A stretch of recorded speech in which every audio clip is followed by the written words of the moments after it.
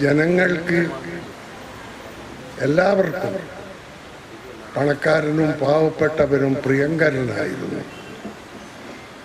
അതുകൊണ്ടാണ് ജനങ്ങൾ എല്ലാ സന്ദർഭങ്ങളിലും അദ്ദേഹത്തിന് വോട്ട് നൽകി അദ്ദേഹത്തെ ലോകസഭയിലേക്ക് എത്തിച്ചത്.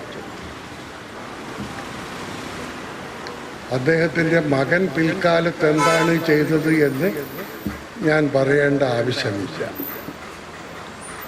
അത് പുതിയ കാലത്തിൻ്റെ ഒരു പ്രത്യേകത എന്ന് നാം കരുതിയാൽ മതി. അത് സിദ്ധയുടെ 79ാം ജന്മദിനമാണ് നാം ഇന്ന് ആചരിക്കുന്നത്. കേരളത്തിൽ വേറെ എവിടെയെങ്കിലും മാധവറാം സിന്ധ്യക്കൊരു സ്മാരകമുണ്ടോ എന്ന് എനിക്കറിയില്ല, ഞാൻ കണ്ടിട്ടില്ല. ഏതായാലും കണ്ണൂരിലെ കോൺഗ്രസ്സുകാർ ഇങ്ങനെയുണ്ട് ഇവിടെ സ്ഥാപിച്ചത് ഏറെ സമുചിതമായിരിക്കുന്നു. ഞാൻ പറഞ്ഞല്ലോ, കോൺഗ്രസിൻ്റെ ചരിത്രത്തിലെ ഏറ്റവും നിർണായകമായ ഒരു ഘട്ടമാണ്. ഞാൻ പറയാതെ തന്നെ നിങ്ങൾക്കറിയാം എന്താണ് ഇന്ന് നടക്കുന്നത്. എല്ലാ പാർട്ടിയിലും ഈ അപജയമുണ്ട്. SFIക്കാരന് DYFI ആവണം, DYFIക്കാരന് MLA ആവണം, MLAക്ക് MP ആവണം, അതല്ലെങ്കിൽ ഒരു മന്ത്രി ആവണം, മന്ത്രിയായാൽ മുഖ്യമന്ത്രി ആവണം, കഴിയുമെങ്കിൽ പ്രധാനമന്ത്രി ആയാലും നല്ലത്. ഇത് SFI. KSUക്കാരൻ്റെ സ്ഥിതിയും ഇതിൽ നിന്ന് ഏറെ ഭിന്നമല്ല. ഒരുപക്ഷെ ഇതിനേക്കാൾ കടുപ്പമായിരിക്കാം. അവന് യൂത്ത് കോൺഗ്രസ് ആവണം, MLA ആവണം, മന്ത്രി ആവണം, ഒന്നുമായിട്ടില്ലെങ്കിൽ ഒരു വക്താവാവണം. തിരഞ്ഞെടുപ്പിന് നിങ്ങൾ അവരെ ക്ഷണിച്ച് സ്ഥാനാർത്ഥിയാക്കിയില്ലെങ്കിൽ പ്രതിഷേധിക്കണം. ഇതെല്ലാം മുസ്ലിം ലീഗിലുമുണ്ട്, എല്ലാ പാർട്ടികളിലുമുണ്ട്. കാലത്തിൻ്റെ ഒരു പ്രതിഭാസം എന്ന് കരുതി നമുക്ക് സമാധാനിക്കാം. യൂത്ത് കോൺഗ്രസ്സുകാരെ കുറിച്ച് പറയുമ്പോൾ ഇവിടെ വേറെ ആരുമില്ലാത്തത് കൊണ്ട് സത്യം പറയാമോ? എനിക്ക് രാഹുൽ മാങ്കൂട്ടത്തിലിനെ പരിചയമില്ല. ആകെ പരിചയം ടെലിവിഷൻ ചർച്ചകളിൽ കണ്ടിട്ട് ഉള്ള പരിചയം മാത്രമാണ്. വളരെ ഊർജ്ജസ്വലനായ ഒരു യുവാവ്, വിവരമുള്ള ഒരാൾ, കാര്യങ്ങളെ ഭംഗിയായി അപഗ്രഥിക്കുവാനും ജനങ്ങളുടെ മുമ്പിൽ നിരത്തുവാനും ഉള്ള അസാമാന്യ ശേഷിയോടുകൂടിയ ഒരു ചെറുപ്പക്കാരൻ. ഇതൊക്കെയായിരുന്നു വിചാരിച്ചിരുന്നത്. ഇപ്പോൾ ഒരു കേസുണ്ട്, അതവിടെ നിൽക്കട്ടെ, ഞാനൊന്നും പറയുന്നില്ല. പക്ഷേ അടുത്ത കാലത്ത്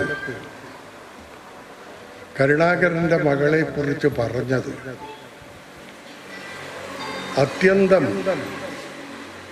വളരെ മിതമായ ഭാഷയിൽ പറഞ്ഞാൽ മ്ലേച്ഛമായി പോയി എന്ന് പറയാതിരിക്കാൻ നിവൃത്തിയില്ല. പൊതുപ്രവർത്തകർ ഭാഷ ഉപയോഗിക്കുമ്പോൾ ഏറെ ശ്രദ്ധിക്കേണ്ടതാണ്. അതുകൊണ്ടുണ്ടാകുന്ന ഫലം വളരെ ഭീകരമായിരിക്കും. സാധാരണ പൊതുപ്രവർത്തകർ പിന്നീട് ഞാൻ അങ്ങനെ പറഞ്ഞിട്ടില്ല, വളച്ചൊടിച്ചതാണ്, കോണ്ടക്സ്റ്റിൽ നിന്ന് അടർത്തി മാറ്റിയതാണ് എന്നൊക്കെയാണ് പറയുക. എനിക്ക് ഒരു കാലത്തും നോക്കി വായിക്കേണ്ട ദുരവസ്ഥ ഉണ്ടായിട്ടില്ല. സംസാരിക്കുമ്പോൾ സ്ലിപ്പ് നോക്കിയിട്ടും സംസാരിക്കേണ്ട. പക്ഷെ എങ്കിലും ചില വിവാദപരമായ പ്രസംഗങ്ങൾ സാഹിത്യ പ്രസംഗങ്ങൾ തന്നെ ചെയ്യുമ്പോൾ എനിക്കറിയാം ഞാൻ പറയുന്നത് പലർക്കും അരോചകമായി തോന്നും. എനിക്കവ സത്യമാണ്. പക്ഷേ ഞാൻ ഒരിക്കലും അതിൽ നിന്ന് മാറില്ല. അതുകൊണ്ട് മുൻകൂട്ടി എഴുതി തയ്യാറാക്കി സദസ്യരുടെ ഇടയിൽ വിതരണം ചെയ്തതിന് ശേഷമാണ് ഞാൻ ആ പ്രസംഗങ്ങൾ നോക്കി വായിക്കാം. ഒരു കാലത്തും ഞാൻ അതിൽ നിന്ന് മാറ്റി പറഞ്ഞിട്ടില്ല, പറയാൻ കഴിയുകയുമില്ല. ഞാൻ എഴുതി, ഞാൻ മുൻകൂട്ടി വിതരണം ചെയ്തു. രാഹുൽ മാങ്കൂട്ടത്തിൽ പതിവ് ശൈലി അനുസരിച്ച്, രാഷ്ട്രീയക്കാരുടെ പതിവ് ശൈലി അനുസരിച്ച് ഞാൻ അങ്ങനെയല്ല പറഞ്ഞത്, അല്ല അങ്ങനെയല്ല ഉദ്ദേശിച്ചത്. രാഷ്ട്രീയക്കാർ അത് കോണ്ടക്സ്റ്റിൽ നിന്ന് അടത്തി മാറ്റി. അദ്ദേഹം ഇതിനെക്കുറിച്ച് ആവലാതികൾ ഉയർന്നപ്പോൾ പറഞ്ഞതിൽ ഉറച്ചു നിൽക്കുകയാണ് ചെയ്തത്. എന്നു മാത്രമല്ല, അത്ഭുതകരമായ ഒരു വ്യാഖ്യാനം, ബയോളജിക്കലും പൊളിറ്റിക്കലും. കേരളത്തിലെ രാഷ്ട്രീയ നേതാക്കളിൽ രമേശ് ചെന്നിത്തലയെങ്കിലും ഇത് അത്യന്തം ചീത്തയായി പോയി എന്ന് വളരെ മിതമായ ഭാഷയിൽ പറയുകയുണ്ടായി. അത്രയും നല്ലത്. എനിക്കും യൂത്ത് കോൺഗ്രസ് നേതാക്കളുടെ ഇടയിൽ നിന്ന് ശകാരം കേൾക്കേണ്ടി വന്നിട്ടുണ്ട്. ഈ 95-ാം വയസ്സിലും നീണ്ടു നിവർന്ന് നിന്ന് ഒരു കടലാസും നോക്കാതെ സംസാരിക്കുവാൻ, വ്യാകരണമില്ലാതെ സംസാരിക്കുവാൻ എനിക്ക് കഴിയും. പക്ഷേ എൻ്റെ നട്ടെല്ല് റബ്ബർ കൊണ്ടുണ്ടാക്കിയതാണെന്ന് കണ്ടുപിടിച്ച ഒരു യൂത്ത് കോൺഗ്രസ് നേതാവുണ്ടായിരുന്നു. ഞാനതിന് ഉത്തരം പറഞ്ഞിട്ടില്ല. റബ്ബറോ വാഴത്തണ്ടോ അല്ലെങ്കിൽ സാക്ഷാൽ എല്ല് തന്നെയോ ഞാൻ ഉത്തരം പറഞ്ഞിട്ടില്ല. ഇത് ദയവ് ചെയ്ത് ഒന്ന് സൂക്ഷിച്ചാൽ നന്ന്. ഞാൻ നിങ്ങളുടെ മെമ്പറൊന്നുമല്ല, അതുകൊണ്ട് പറയുവാനുള്ള ഒരു ധൈര്യമോ അവകാശമോ എനിക്കുണ്ട്. എന്നെ സസ്പെൻഡ് ചെയ്യുവാനോ അല്ലെങ്കിൽ കീഴ്ഘടകത്തിലേക്ക് താഴ്ത്തുവാനോ ഒന്നും നിങ്ങൾക്ക് കഴിയുകയുമില്ല. അതാണ് പ്രമോദ് ആലോചിക്കുന്നതെങ്കിൽ വേണ്ട, ഒന്നും സാധിക്കില്ല. അടുത്ത പാർലമെന്റ് ഇലക്ഷനിൽ എനിക്കൊരു സീറ്റ് തരില്ല എന്നാണ് വിചാരിക്കുന്നതെങ്കിൽ അതിനും ഒരു പ്രസക്തിയുമില്ല, എനിക്ക് വേണ്ട. കാരണം ഇന്ത്യയിലെ എല്ലാ എഴുത്തുകാരും ആഗ്രഹിക്കുന്ന കേന്ദ്ര സാഹിത്യ അക്കാദമിയുടെ അവാർഡ്, അതുകൊണ്ട് പല ഗുണമുണ്ട് കേട്ടോ.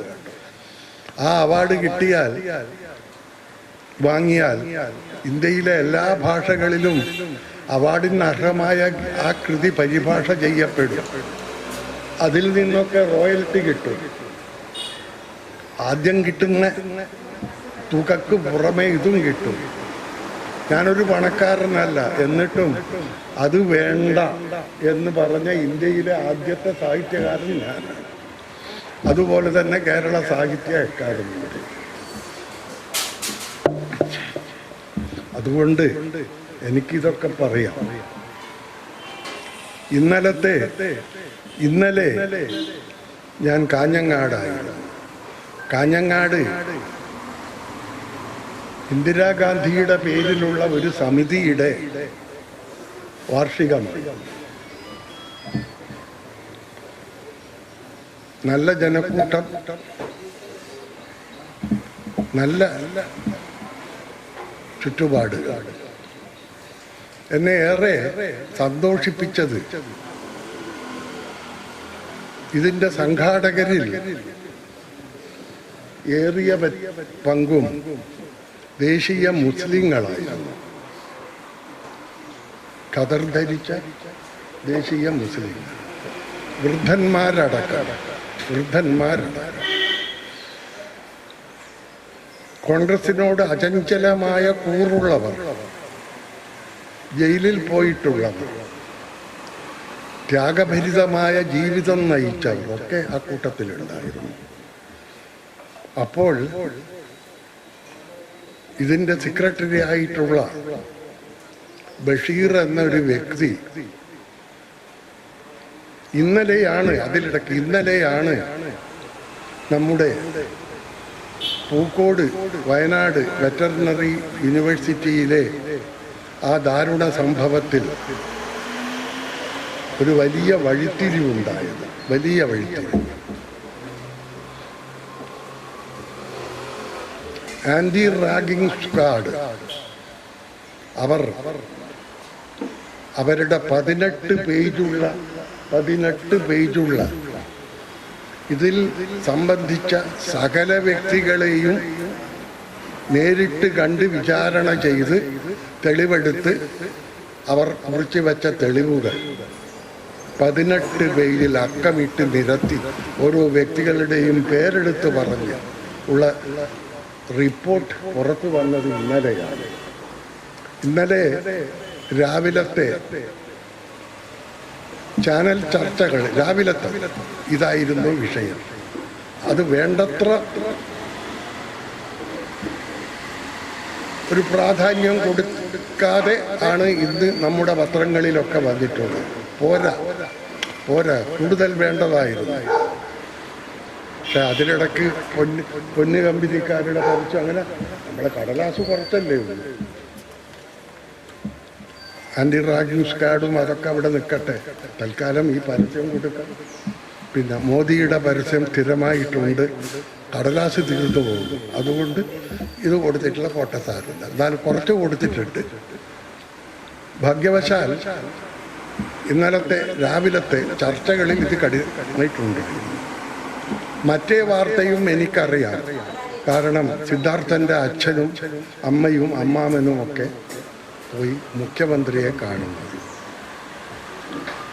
ഞാൻ പ്രസംഗിക്കാൻ പോകുന്നതിന് തൊട്ട് മുമ്പായി ഈ ഖാദർ എന്നോട് സ്വകാര്യമായി എൻ്റെ ചെവിയിൽ മന്ത്രിച്ചു, മുഖ്യമന്ത്രി സമ്മതിച്ചിരിക്കുന്നു CBI അന്വേഷണത്തിൽ. ഞാൻ വിചാരിച്ചു അയാൾ വെറുതെ തമാശ പറയുക അല്ല. കുറച്ച് കഴിഞ്ഞപ്പോൾ അദ്ദേഹത്തിൻ്റെ TV-യിൽ വന്ന ന്യൂസ് എനിക്ക് കാണിച്ചു. എൻ്റെ പ്രസംഗത്തിൽ ഞാൻ ഇന്നലെ ഊന്നിയത് ഈ സംഭവമായിരുന്നു.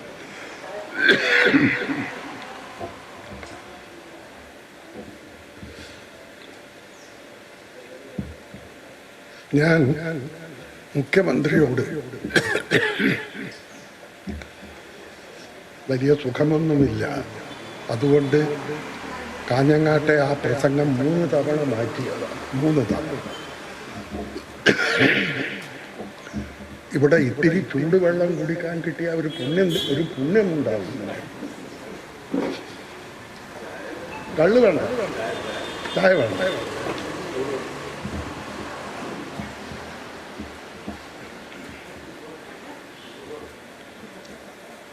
ഞാൻ പ്രധാനമായും ഈ വിഷയമാണ് അവിടെ പറഞ്ഞത്. ഞാൻ മുഖ്യമന്ത്രിയോട് പറഞ്ഞു, എനിക്ക് അദ്ദേഹത്തോട് ഇപ്പോഴും സ്നേഹബഹുമാനമാണ്. പല കാരണങ്ങളാകൊണ്ട്.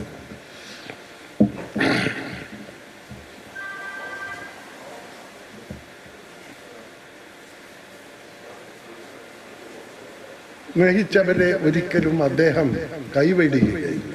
അതൊരു നിസ്സാര കാര്യമല്ല. പല കാരണങ്ങളാണ്. ചിക്കൻ ഗുനിയ വന്ന് ഞാൻ ആസന്ന മരണനായി പരിയാരത്ത് കിടക്കുമ്പോൾ എന്നെ വന്ന് നോക്കിയതും എൻ്റെ ശുശ്രൂഷയ്ക്ക് വേണ്ടി അവിടുത്തെ ഡോക്ടർമാരെയൊക്കെ വിളിച്ച് പറഞ്ഞതും ഏർപ്പാട് ചെയ്തതും അദ്ദേഹമായിരുന്നു. എനിക്കത് മറക്കാൻ കഴിയില്ല. അതുപോലെ തന്നെ കോവിഡ് വന്നപ്പോഴും പരിയാരത്ത് കിടന്നപ്പോഴും ഒരു സാഹിത്യകാരന്മാരും തിരിഞ്ഞു നോക്കിയിട്ടില്ല. ഒരു കോൺഗ്രസ് നേതാക്കളും തിരിഞ്ഞു നോക്കിയിട്ടില്ല. പക്ഷെ ഇദ്ദേഹം ചെയ്തിരുന്നു. എനിക്ക് അങ്ങനെ വേറെ പലതുമുണ്ട്. എനിക്ക് അദ്ദേഹത്തോട് സ്നേഹവും. പക്ഷേ എനിക്ക് തോന്നുന്ന സത്യം അദ്ദേഹത്തോട് പരസ്യമായും രഹസ്യമായും പറയുവാനും ഞാൻ ഒരിക്കലും മടിച്ചിട്ടില്ല. ഇന്നലെ ഞാൻ പറഞ്ഞു, അദ്ദേഹം മുഖ്യമന്ത്രി ആയതിന് ശേഷം അദ്ദേഹം ചെയ്ത ഏറ്റവും നല്ല സൽകൃത്യം ഈ സിദ്ധാർത്ഥൻ്റെ കൊലപാതകം CBIയെ കൊണ്ട് അന്വേഷിക്കുക. ഞഞ്ഞം മിഞ്ഞയൊന്നും പറഞ്ഞില്ല. അതുപോലത്തെ ഒരു അനുഭവം ഇതിനു മുമ്പ് ഉണ്ടായിട്ടില്ല. സ്ട്രൈറ്റ് അവേ അത് CBIക്ക് റഫർ ചെയ്യുകയുണ്ടായി. വളരെ നല്ലതാണ്. ഞാൻ മനസ്സിൽ ചിലതൊക്കെ വിചാരിച്ചിരുന്നു ഇന്ന് പറയുവാൻ, അതൊക്കെ അപ്രസക്തമായി.